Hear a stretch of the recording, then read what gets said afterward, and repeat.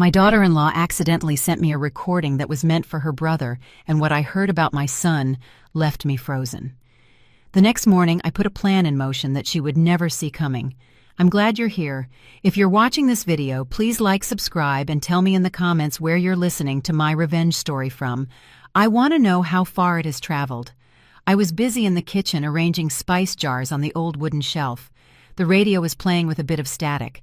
The news was saying something about market prices, but I wasn't paying much attention. My mind was on dinner, trying to figure out what I could make for Michael, my son, who always came home exhausted after a long day at work. Just then, my phone vibrated in my apron pocket. I quickly dried my hands and pulled out the old device Michael had bought me a few years ago. The screen lit up with a notification from Telegram.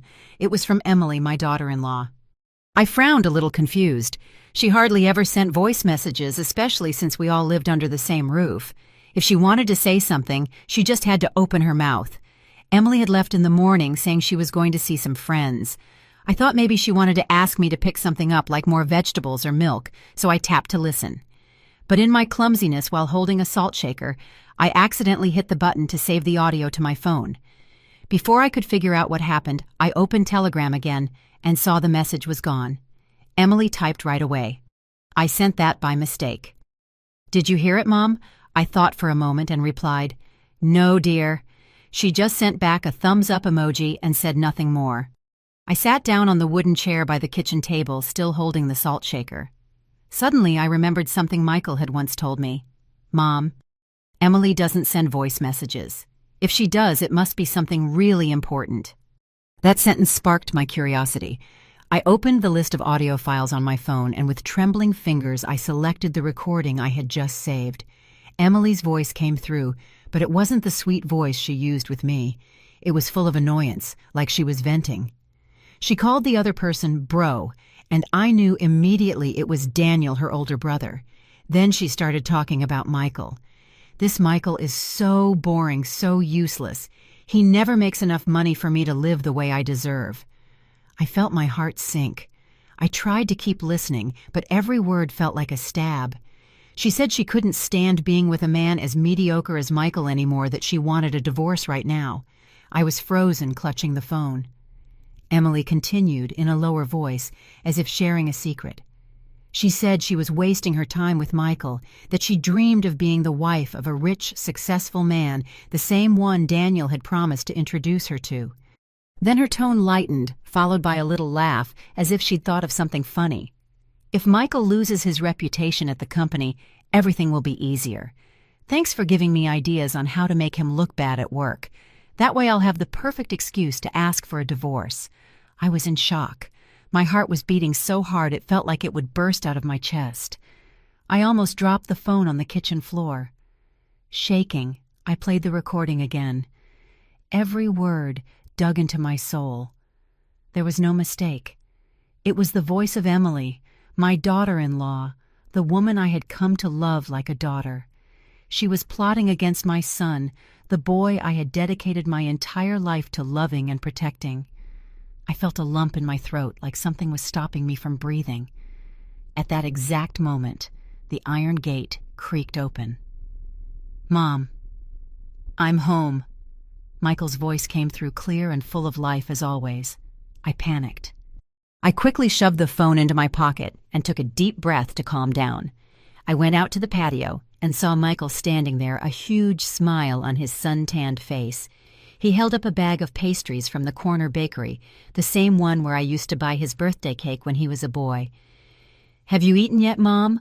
I brought you this pastry, the kind you like, right? He asked in his warm voice. I forced a smile. I took the bag and tried to keep my voice from shaking. Yes, I'm just making dinner now. Go take a shower, you must be tired. Michael nodded and went into the house, whistling a cheerful tune. Watching him walk away, I felt my heart break in two. How could he smile like that when the wife he loved so much was planning to destroy his life? A little while later, Emily arrived. She walked in wearing a blue dress that shimmered under the kitchen light, her hair done up in curls. She saw me chopping vegetables. She gave me a quick glance and said dryly, I already had dinner out, Mom. You two go ahead. and she went straight to her room without another word. I nodded, but inside a storm was raging. Her look, the way she walked so calmly, as if nothing was wrong, filled me with rage and helplessness. That night after Michael went to sleep, I sat in silence in the small kitchen under the dim yellow light that highlighted the cracks in the wall. The ticking of the wall clock was constant, but my mind was chaos. I couldn't sleep a wink. I looked out the window. The sky was ink black, with only a few stars peeking through the thick clouds. Emily's recording kept playing in my head. Every phrase was like a needle piercing my heart. I wondered how someone who had called me Mom could say such cruel things about my son. How could she plan to ruin the life of Michael, the boy I had protected with my entire being? I got up. I walked slowly to the kitchen and poured myself a glass of cold water. My hand was shaking so much that a little water spilled onto the tile floor. I sat down again, trying to breathe deeply, but the lump in my throat wouldn't go away. Outside on the patio, the night wind seeped through the cracks in the door, bringing a chill that made me shiver. I knew then that a storm was coming, not just inside me, but for the whole family. Memories of the past began to surface as clear as if they had happened yesterday. I remembered the difficult years when my husband died suddenly from a heart attack. Michael was just 12 years old. He was too young to understand the pain of losing his father. I, a 30-year-old woman with little education, had to manage on my own to raise my son. I would get up at 4 a.m. to make tamales by the stove, the smell of corn mixed with the smoke that made my eyes water. I wrapped each tamal carefully and took them to sell at the market, no matter if the sun was scorching or if it was pouring rain. At noon, I washed and ironed clothes for the wealthy families in the neighborhood, and my hands grew rough from being in soapy water all the time. At night, I ran the small grocery store until late, counting every dollar to save for Michael's school. There were nights when exhaustion almost defeated me, but seeing Michael studying under the light of an oil lamp gave me the strength to go on. I will never forget the day he received his university degree. I wore the only dress I had without any patches and sat in a corner of the auditorium watching my son walk onto the stage. When he turned to look at me with a radiant smile, I cried like a child. Those tears weren't just from joy, but from relief after so many years of sacrifice. I thought all my effort had been worth it. Then came the day Michael introduced me to Emily. She entered the house with her long, shiny hair, a charming smile, and a box of fancy cookies in her hand. "Mom, this is Emily," Michael said, his voice full of pride. I looked at the young woman in front of me. She seemed polite and attentive. Emily used to help me set the table. Sometimes she would peel fruit or wash the dishes, and she always called me Mom, with a sweetness that melted my heart. Once she gave me a blue shawl, saying it looked very nice on me. I was very touched. I thought my son had found a good partner, someone with whom he would build a happy family. Their wedding was simple, but very warm. The whole neighborhood came to congratulate them, and laughter filled the patio. I watched Michael and Emily exchange rings, my heart full of hope. I thought I could finally be at peace, because my son now had his own home. But just a few years later, everything started to change. Emily was no longer the sweet girl I had met. She started spending money hand over fist, constantly asking for designer clothes and expensive bags. Every time Michael refused telling her they needed to save for the future, Emily would get moody. Sometimes she would yell at him in front of me with an icy voice. "You're always thinking about saving. What's the point of living like that?" I remember one night clearly. Michael had just gotten paid, and before he could pay the rent, Emily was already asking for a Gucci bag. It cost what my son earned in a whole month. Michael shook his head and explained calmly, "Honey, we have more important things. Can we wait until next month?" Emily said nothing. She just gave him a furious look and threw the bag of groceries Michael had just bought on the floor. The container broke, and the smell of food spread everywhere. She turned and left, leaving Michael sitting in silence, picking up the pieces from the floor. His face was pale, his eyes empty. I was in a corner of the kitchen wanting to run and hug him, but my feet seemed glued to the floor. I could only turn around and pretend to be cleaning to hide my tears. The more I thought about it, the more I realized that today's recording was no surprise. It was just the tip of the iceberg that, in my naivety, I hadn't seen before. The times Emily got angry, the times she complained about Michael, they were all signs, I blamed myself. How could I have let my son live with someone like that without realizing it? I trusted too much. I had too much faith in a home I believed was perfect. I got up and went out to the patio. The night wind was blowing harder, carrying the smell of damp earth from the small garden. Glass of water, but this time I didn't drink. I just stood there staring at the darkness outside the window with a knot in my heart. The next morning I woke up early as usual, but with no peace in my soul. The kitchen was the same as every day. The smell of coffee filled the air, but it felt as if everything was covered in a thick fog. I tried to stay calm and made breakfast as if nothing was wrong. Toast, fried eggs, and a plate of chopped fruit. Michael sat at the table reading the newspaper, and Emily came down a little later, her hair pulled back in a ponytail and wearing a crisp white blouse. She poured the coffee, put it on the table, and turned to me with a little smile. "Mom, would you like more sugar?" I looked her straight in the eye, searching for a trace of sincerity, but all I saw was a cold fakeness. Her eyes scanned me as if she were calculating something. I nodded slightly and said in a low voice, "This is fine, dear." Inside, the rage was still burning, but I knew I had to hold it in. If I let my emotions show now, everything could fall apart before I could do anything to protect Michael. Michael looked up from the newspaper, excited. "Mom, I have a very important meeting at the office today. If they approve this report, they might consider me for a promotion." He smiled, and his eyes shone with hope. I smiled back, but my gaze unintentionally shifted to Emily. She frowned for a fraction of a second so quickly that if I hadn't been paying attention, I would have missed it. Then she forced a twisted smile, as if hiding something.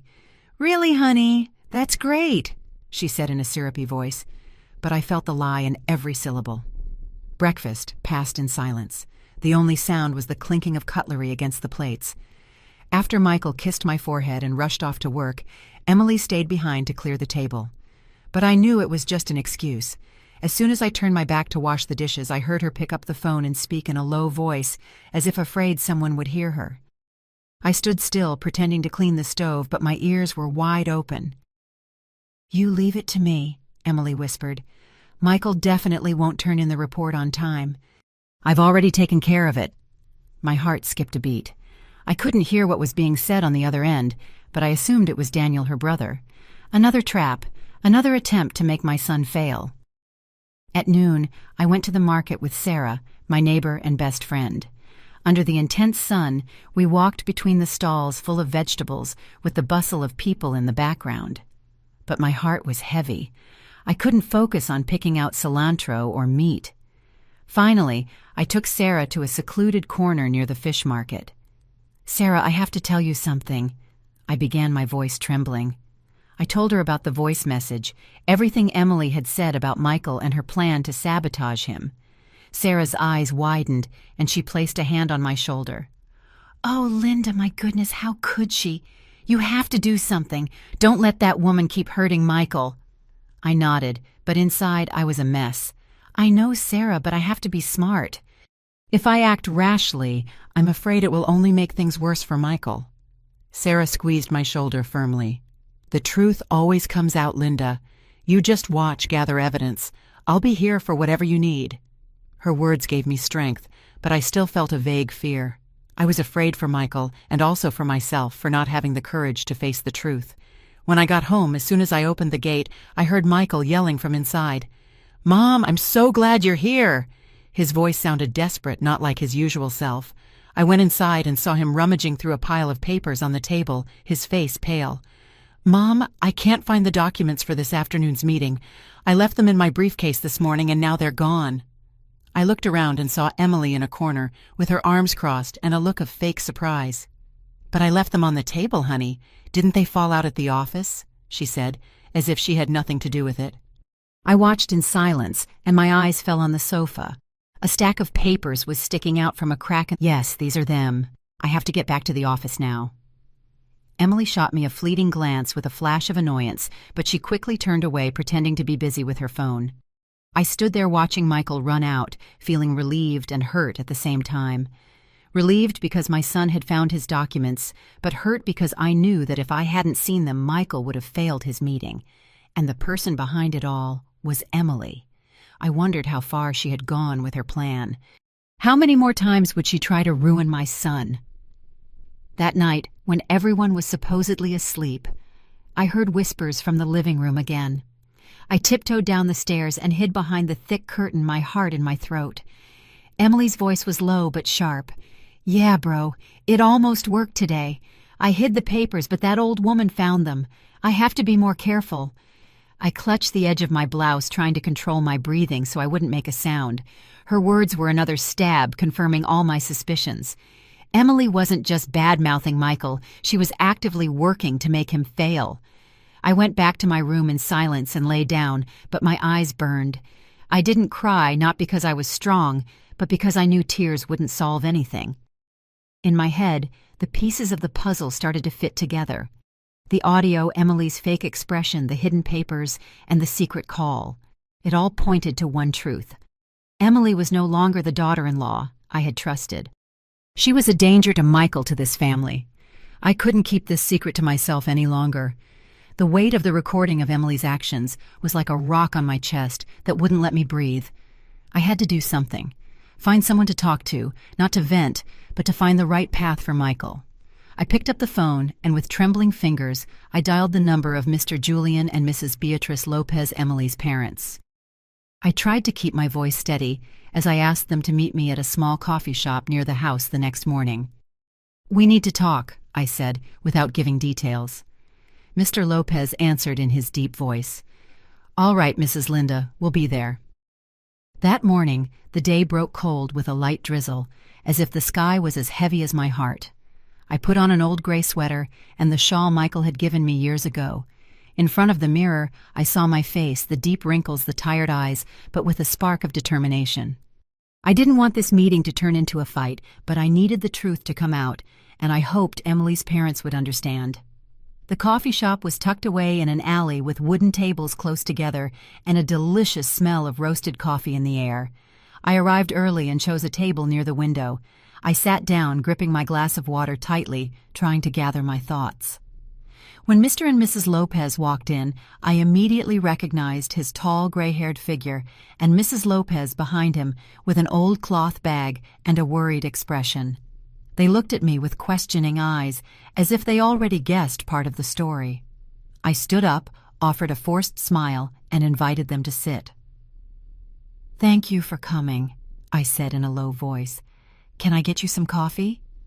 They nodded, and I ordered 3 black coffees, no sugar. When the waitress brought the coffees, I took a deep breath and pulled out my phone. "I want you to listen to something," I said, my voice calm but my heart racing. I played the recording. Emily's voice filled the silence of the cafe, sharp as a knife. "This Michael is so boring, so useless. He never makes enough money for me to live the way I deserve," she said with clear contempt. Then she continued talking about the divorce the rich man Daniel would introduce her to and how they were trying to make Michael fail. I watched Mr. and Mrs. Lopez. She turned pale, covered her mouth with her hand, and her eyes widened in horror. "My God, it can't be. Did my daughter and my son really say that?" she whispered, her voice about to break. Mr. Lopez tapped the table lightly. "From Daniel I expect it. He's always been a social climber. But Emily, how could she talk about her husband like that?" I remained silent, leaving the phone on the table so they could process what they had just heard. Then I told them everything slowly, how Emily sent the message by mistake, how she deleted it immediately, and how by pure luck I had saved it. "I didn't want to believe it," I said, looking them in the eye. "I loved Emily like a daughter. But what she said, what she's doing, I can't let her keep hurting my son." Mr. Lopez sat up straight, his face turning from pale to red with anger. He clenched his fists, holding back his rage. "Mrs. Linda," he said, his voice deep but firm, "we are incredibly ashamed. Michael is a good, hard-working man who loves our daughter, and for Emily to behave like this, I have no words to apologize." Mrs. Lopez, with tears in her eyes, took my hand. Hers was cold and trembling. "Forgive us. Forgive Michael," she said through sobs. "It was our fault for not raising our children right. We never imagined Emily was capable of something like this." I nodded, feeling a weight in my soul. A part of me felt sorry for them parents facing such a painful truth about their children, But another larger part felt a fire burning inside. I didn't want this to end with a simple confession. "It's time for everything to come out," I said, with more firmness than I expected. "I don't want Michael to keep living a lie, but I need your help. Emily and Daniel have to face the consequences of their actions." Mr. Lopez looked at me with determination, but also pain in his eyes. "You're right," he said. "We won't cover for them. But Mrs. Linda, what are you planning to do?" I shook my head, not answering immediately. A plan was beginning to form in my mind, but I wasn't ready to reveal it. "I'll find a way," I answered in a low but confident voice. "I just needed you to know the truth, and if necessary, to be on Michael's side." Mrs. Lopez wiped her tears and nodded. "Don't worry about that," she said. "We'll do whatever it takes to make amends. We just hope Michael can forgive us." I gave a bitter smile, not of joy, but because I knew this was only the first step. The battle wasn't over, and I needed more than an apology. Leaving the coffee shop, the drizzle was still falling. I clutched my shawl and walked slowly down the wet sidewalk. The smell of damp earth mixed with the scent of coffee that had clung to my clothes. I felt sorry for Mr. and Mrs. Lopez, but also a fierce determination. I thought of Michael, of his smile when he arrived with the pastries, of the dreams he had for his future. I couldn't let Emily take everything from him. I knew I still had a lot to do. Gather more evidence, find a way to confront Emily, and most importantly, protect my son from deeper wounds. After meeting with Mr. and Mrs. Lopez, I knew I couldn't stop there. My word alone against Emily's wouldn't be enough. I needed someone with more authority, someone who could make her actions have immediate consequences. I thought of Ms. Camilla Harris, Emily's direct boss at the communications agency. If anyone could set things straight, it was her. The next morning, I sat alone in the living room. Sunlight filtered through the curtains, drawing faint stripes on the floor. I picked up my phone and listened to the recording again. Emily's voice came through sharp and dismissive. "Michael is useless. I need a man who's worth it." Every time I listened, I felt my heart clench, but I forced myself to stay calm. I couldn't let my emotions control me. I turned on Michael's old computer, the one he had left for me to use if I needed to look something up. I went to Emily's company website and looked for contact information. In a few minutes, I found Ms. Camilla Harris's email address. I sat in front of the screen fingers on the keyboard and wrote a short email. "Dear Ms. Camilla Harris," I wrote, "my name is Linda. I am the mother of Michael, the husband of your employee, Emily Torres. I am writing to share a truth about her. I apologize for the intrusion, but it is a matter of ethics. I am attaching a recording I received by accident." I attached the audio file. I reviewed every word, every period. I didn't want the email to sound angry or resentful. I just wanted the truth to be known. When I hit send, I felt my heart pound as if I had just thrown a stone into a calm lake. Barely 20 minutes later, my phone rang. An unknown number. I took a deep breath and answered. "Am I speaking with Mrs. Linda?" A voice on the other end said, serious and clear, but not cold. "I'm Camilla Harris, the director of the company where Emily works." I clutched the phone, trying to keep my voice from shaking. "Yes, this is she," I replied. Ms. Harris was direct. "I've listened to the recording you sent me. Could you tell me more about this?" I told her everything briefly but precisely. The message sent by mistake, Emily's words in the recording, and how she had tried to hide Michael's documents to make him fail. I didn't exaggerate anything. I just said what I had seen and heard. Ms. Harris was silent for a moment and then said, "I've had suspicions about Emily for a while. She is engaged in several non-transparent behaviors, late submissions, lies about her project progress.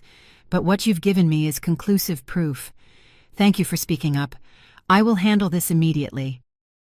Her voice was firm, but I detected a hint of sadness, as if she too was disappointed in Emily.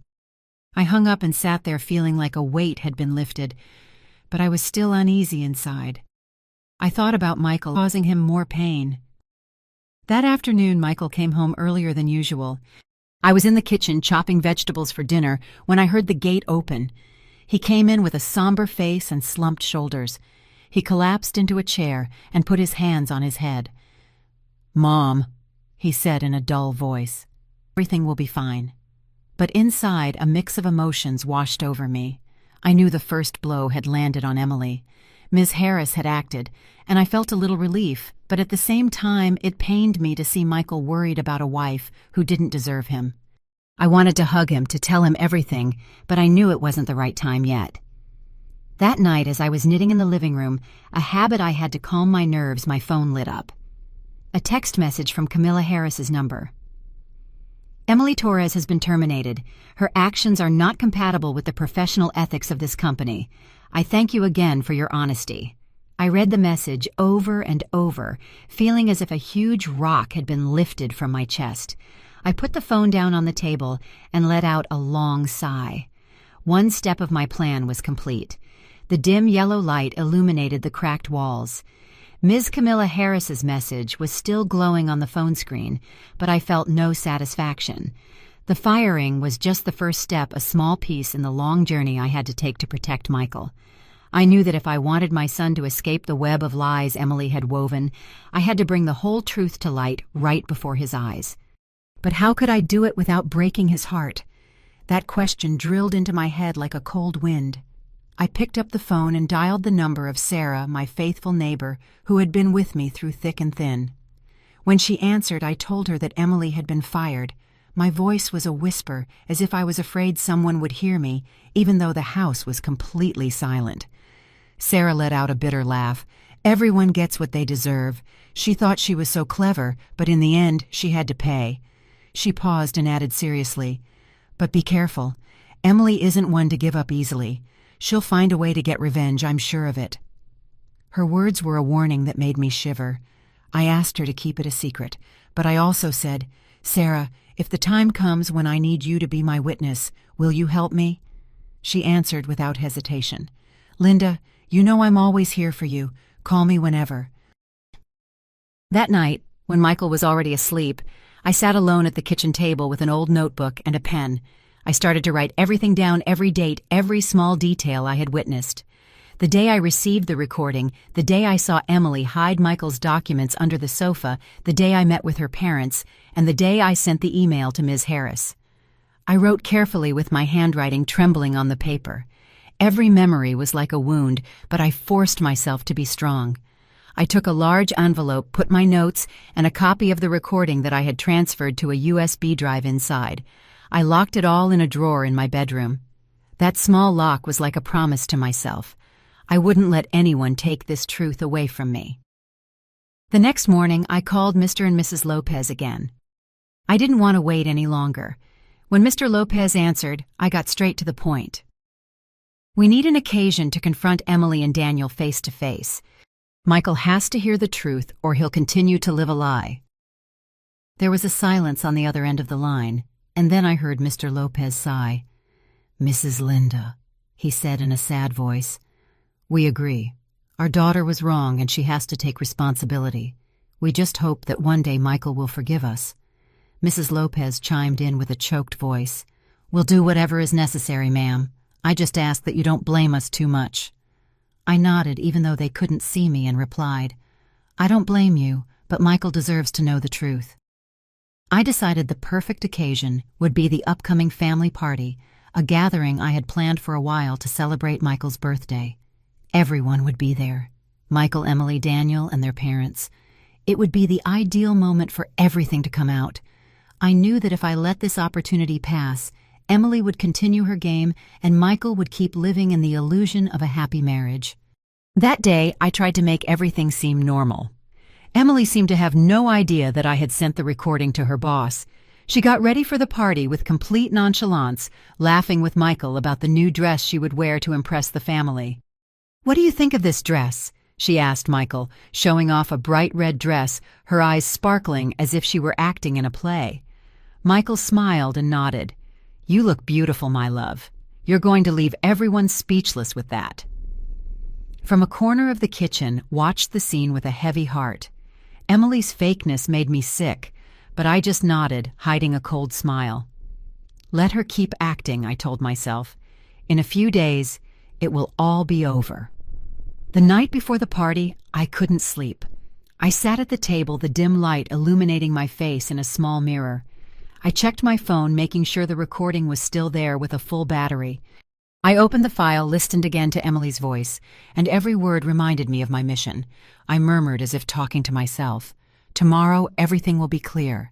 Tomorrow, Michael will see the true face of the woman he trusted so much. The day of the family party, I got up when the sky was still dark before the first rays of sun appeared. My small kitchen filled with the aroma of Mole Michael's favorite dish since he was a child. I stood by the stove stirring the thick sauce, my hands nimble but my heart heavy. Today wasn't just Michael's birthday.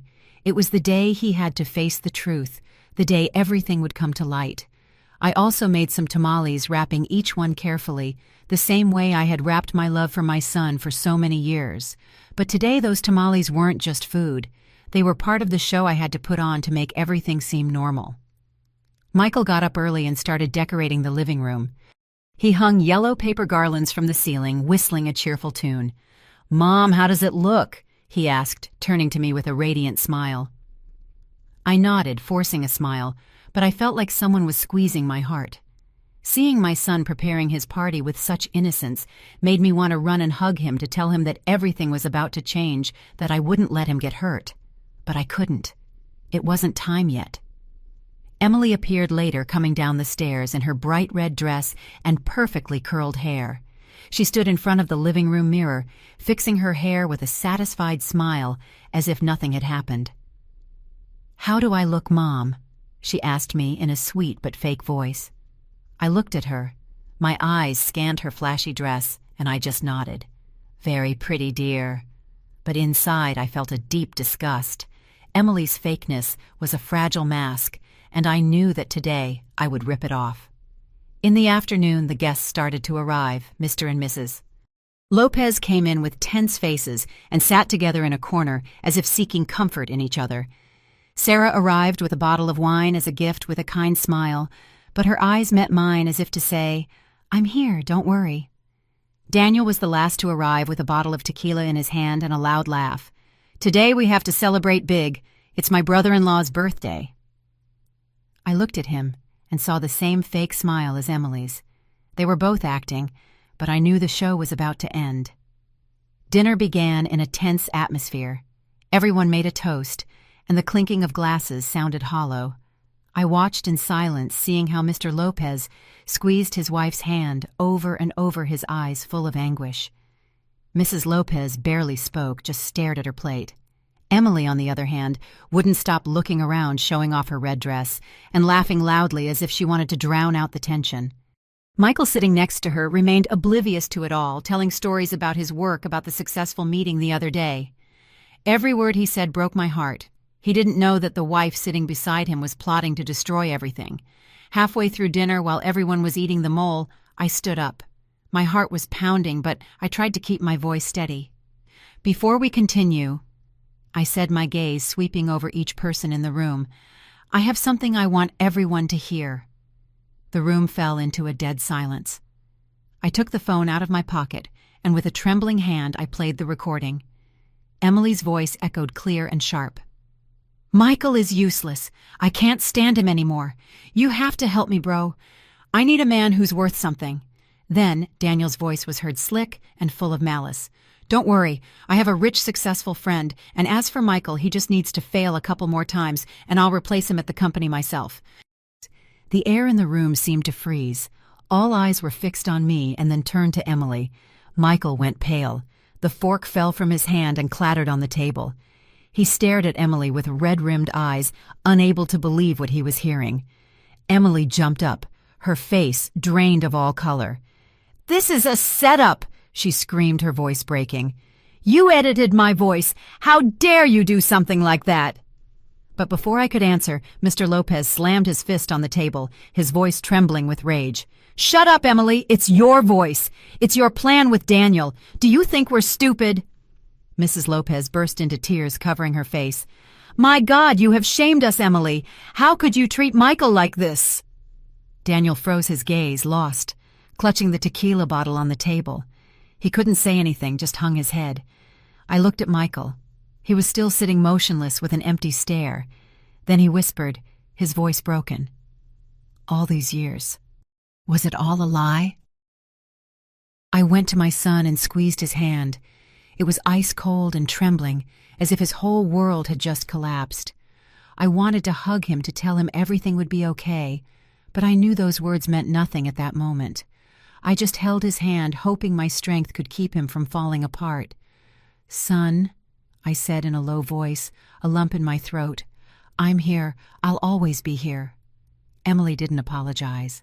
Instead of bowing her head, she lifted it defiantly. "Yes, I want a divorce. I don't need a useless husband like you. I have better opportunities." Her words were like knives, not just for Michael, but for me too. Daniel stood up, nodding coldly. "Let's go, Emily. We have nothing to do here." He took his sister's arm and pulled her out of the house. Emily tossed her hair back and walked out arrogantly as if she were the victor. The clicking of her heels echoed on the wooden floor, and the door slammed shut, making the whole house tremble. I stood there, feeling my heart tremble with that sound. Michael was still sitting, saying nothing, his gaze lost in the void. I approached him and put a hand on his shoulder, but my hand was shaking. "Michael," I called softly, but he didn't respond. Then, as if it took all his strength, he whispered, "If you've already decided, then go." He accepted the divorce. His voice was barely a murmur, but firm, as if he had just let go of a large part of his life. I wanted to hug him to say something to ease his pain, but I knew no words could heal that wound right now. Mr. Lopez came over. His tall figure now looked stooped and tired. He put a hand on Michael's shoulder and said in a grave but sincere voice, "Son, believe me, this is not your fault. My children are the ones who have brought this shame. I ask for your forgiveness from the bottom of my heart." Mrs. Lopez was crying inconsolably. She took my hand and said through sobs, "Mrs. Linda, forgive us. My daughter did a terrible thing, but we won't cover for her. We are so ashamed that we didn't raise our children right." I looked at her and saw the pain in her eyes. I understood that they were suffering, too shattered by the truth. Sarah, my neighbor, stood up, silently poured a glass of water and put it in Michael's hand. "Son, drink this," she whispered with a mother's tenderness. "You need to calm down. Everything is going to be all right." Michael took the glass, but his hand trembled so much that the water spilled. He didn't drink, just stared at the glass as if looking for an answer in it. I sat beside him and hugged him. I felt his body shake like a lost child. I stroked his back, trying to give him my strength. "You're not a fool, Michael," I said, my voice hoarse with emotion. "You just love truly, and that is never a mistake." He didn't answer, just whispered almost inaudibly, "Mom, I was so stupid to trust her. I thought she loved me." Those words were like a stab, not because I was angry with him, but because it hurt me to see him blame himself for loving someone who didn't deserve it. That night, the party ended in silence. The guests left one by one without another word. All that remained were the dim lights of the living room, illuminating the plates of cold food on the table. I stayed by Michael's side without moving. He didn't cry, but I knew his pain was greater than any tears. I thought about all the years I raised him, the sleepless nights I worked just so he could have a better future, and now seeing him sitting there like a tree felled by a storm, I felt my heart break into 1,000 pieces. Outside, a dog's bark could be heard in the distance, mixed with the whistling of the wind. Darkness enveloped the house, but inside me a new chapter had just begun. I knew the real storm was just beginning. Emily and Daniel were gone, but the wounds they left would not heal easily.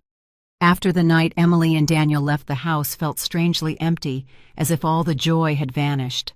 The walls that once echoed with Michael's laughter, with his carefree whistling, now only held a heavy silence. Michael was no longer my radiant son. He would go to work in the morning and come back at night, quiet, withdrawn, with sunken eyes, as if he were carrying all the world's pain. I would look at him and feel my heart twist. I wanted to hug him, to tell him everything would be okay, but I knew those words meant nothing to him right then. He had lost the woman he loved, the one he trusted, and I, despite having done everything to protect him, felt helpless in the face of his pain. To cheer Michael up a bit, I asked Sarah to come visit often. She, with her cheerful personality and her gossip from the market, always managed to make the atmosphere less heavy. One morning, Sarah and I went to the downtown market together, as was our custom. The smell of fresh vegetables, the bustle of the people, and the sun filtering through the roofs of the stalls used to lift my spirits. But that day, my mind was still stuck on thoughts of Michael. I was picking out a bunch of cilantro when Sarah gently pulled my arm and whispered, "Linda, have you heard? They're talking about Emily over there." I looked up curious. Sarah pointed to a vegetable stall on the other side where some ladies were whispering. I moved closer, pretending to pick out tomatoes, but my ears were wide open. One of the vendors, a woman with her hair in a bun, said, while peeling potatoes, "That Emily girl is jobless and keeps moving from place to place. She moves every month. They say she left all her things, that she's just carrying a couple of suitcases. She's staying with people, poor thing." Another lady arranging carrots added, "Yeah, and the rich guy her brother introduced her to turned out to be married with kids. Last week, it was in the newspaper that he's being investigated for fraud. So much for the life of luxury she dreamed of." I stood there, my hand trembling, placing a fish in the basket of the next stall, even though I had no intention of buying it. Their words were like hammer blows to my head. The image of Emily leaving my house with her head held high, with her arrogant gesture, and her promise of a better opportunity contrasted completely with what I had just heard. She had traded Michael's happiness, his entire family, for an empty dream, and now she was paying the price. Sarah took my hand and nodded with a look that said it all. "What goes around comes around, Linda." She thought she was so clever, but in the end, she only earned her own misfortune. On the way home, I walked slower than usual. The words from the market kept echoing in my head. I didn't feel happy, not out of malice, but because I knew that no matter how low Emily fell, it wouldn't erase Michael's pain. I thought of my son, how he sat in silence every night, not talking about his work, not whistling like before. Every time I saw him, I felt my heart ache. I had protected him from Emily's schemes, but I couldn't protect him from the wound he carried inside. That night I made a simple dinner, rice beans and a little chicken. Michael came home and, like every day, took off his shoes in silence and hung up his jacket. He looked at me, trying to force a smile. "Mom, I'm really tired today. I'm going to bed after dinner." I nodded, but inside I felt a knot. I wanted to tell him what I had heard at the market, tell him that Emily didn't deserve his pain, but I held back. He had suffered enough. I didn't want to rub salt in the wound. I just said, "Of course, son, eat. I made the beans you like." I got up and went out to the patio. The night sky was full of stars, but I didn't feel at peace. A part of me felt a small sense of comfort. Justice had been served, even if I wasn't the one who delivered it. But that comfort vanished quickly when I thought of Michael. I knew that no matter how much Emily failed, it wouldn't give my son back the years of happiness he deserved. I went back inside, sat down, and hugged my glass of cold water. I promised myself I wouldn't tell Michael anything about those rumors. He needed time to heal, to find himself again. I looked at the family photo hanging on the wall where Michael was a little boy, holding my hand with a radiant smile. I whispered as if to myself, "Son, I'll be here waiting for the day you smile again. No matter how long it takes, I'll wait." Time passed slow but steady, like raindrops soaking dry earth. My home, which had been heavy with a painful silence since Emily's departure, slowly regained some of its warmth. Michael, my son, began to recover, even if it was in small steps. He was no longer the withdrawn young man from the early days, no longer staring into space in the living room. He focused on his work, staying up late, preparing reports, taking care of every detail. I heard his colleagues call him, praising his dedication and honesty, and I felt my soul lighten a bit. But I was still worried, afraid that the wound in his heart was still there, deep and latent, even if he hid it with forced smiles. One afternoon, while I was knitting on the patio, I heard the iron gate creak. I looked up and saw Michael walk in, but this time he wasn't alone. Beside him walked a petite young woman in a simple blue dress and her hair pulled back. She smiled with bright, sincere eyes, and in her hands she carried a basket of fruit. "Good afternoon, Mrs. Linda," she said in a soft voice. "I'm Lucy Davis. I'm an elementary school teacher. Michael has told me a lot about you." I stood up a little surprised, but her smile gave me a strange warmth. "Hello, dear," I replied, accepting the basket. "Come in, have a seat. I'll make you some fresh juice." Dinner that night was special, with a warmth we hadn't felt in a long time. I made the pozole that Michael loves so much with some tostadas and a little salad.